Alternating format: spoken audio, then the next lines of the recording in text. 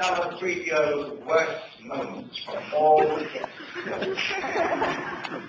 So how do I, Anthony Daniels, a serious, classical actor, end up like this? Why did I refuse to meet George Lucas for the interview back in 1975? Because I didn't believe that a robot could be interesting.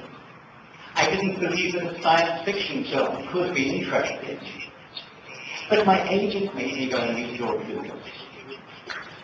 She said, you never know what it could lead to. Well, it led to me meeting George in an office in London. And he wasn't what I thought a big American director would be. He was very short.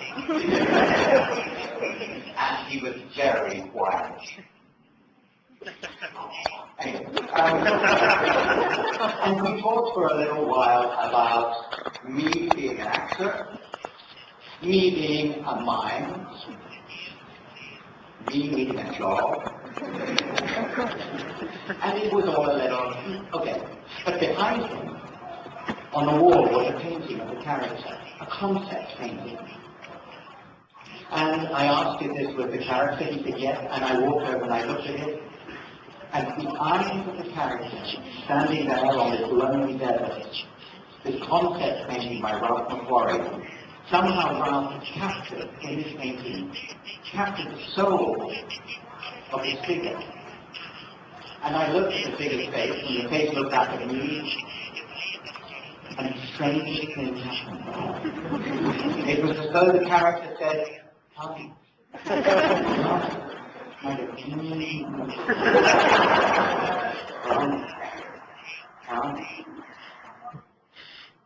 The next day, George gave me a script. Muy complicado. So very difficult to understand. But one thing I did understand, that C3PO, his beautiful face, had a very interesting personality. He was different. He wasn't a hero. He wasn't a villain. He was just a sad person who was made of metal, but who was pushed around by all the events around him. He was you, and you, and you, and you, and you. He was everybody. He was the common man, which is a classic device in literature, in theatre, in cinema. And here he was, C3PO, but with the addition that he had a friend, amigo. And so what I was thinking of now was that this strange science fiction film was based very much on classical lines, and that here was a character who was very different from normal. So the next day, I went back to meet George, and I said that I was interested in the script, and we talked for 2 hours. Dos horas, Finalmente. No, Brazilian. And at the end of it, I said, "May I play the part?" And George said, "Sure." That's okay. But the next day, I went to the studio in London, 30 miles outside London, and there I knew it would be Hollywood, glamour, whoa, magic.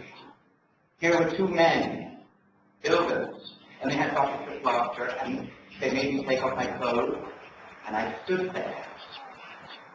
And then they threw plaster all over me there.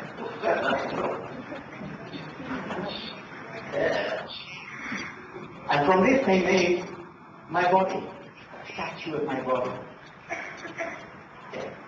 And then an artist, a sculptor, Liz Moore, took some clay and she made the shape of 3PO, especially its beautiful face. Not like this. 6 months tool to make this costume, to make it work, to make an elbow that moves, to make a shoulder, to make a knee, to make a waist, to make a neck. And all the time I was reading the script and it was going in my head. And every night I would be on the stage, as big as this, and I was playing a character from Hamlet or Guildenstern.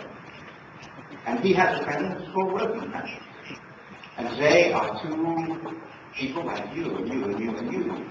They are swept by events around the world. Nobody cares for them. And in this play, they were not the two little people. They were the stars of the show. Hamlet was a little person.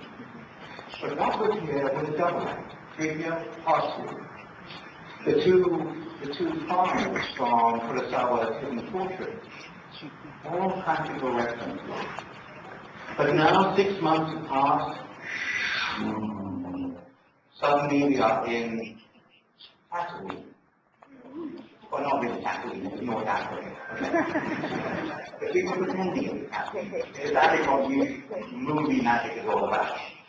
And now, for the first time, I am putting on the costume. But first we had to get out of the desert. And now I knew it would be Hollywood glamour. There would be Winnebagos, there would be trailers with air conditioning and bathrooms, great arrays of wonderful food. Here was my tent. And inside the tent was the costume laid out in 17 pieces. And for 2 hours, or good, 6 people put me into this costume. Weird. And then they switched on the light, video light, and I stepped out through the tent flaps onto the planet's surface.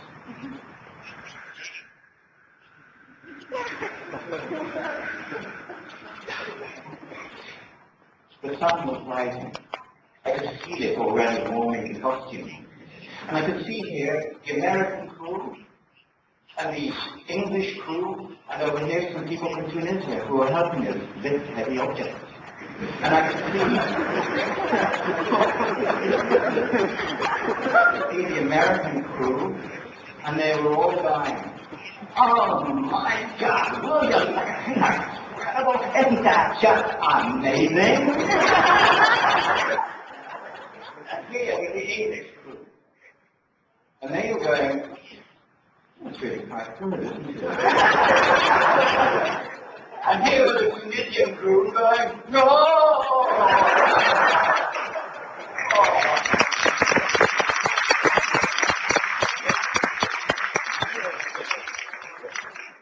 It was my one moment of glory. Because the next second, the assistant director came and said, come on in, Dad, come on with Tommy.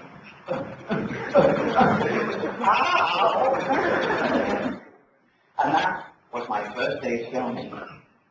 So suddenly I had moved from a big stage in London, West End Theatre Land, and now I'm in. And now here is my best friend, Anthony-C3PO. Hello? Hello? Nothing?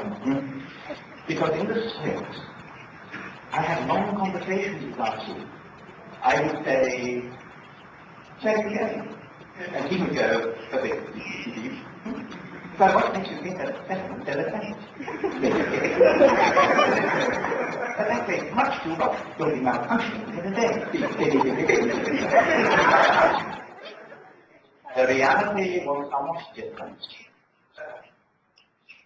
George by the camera. Smashing. He was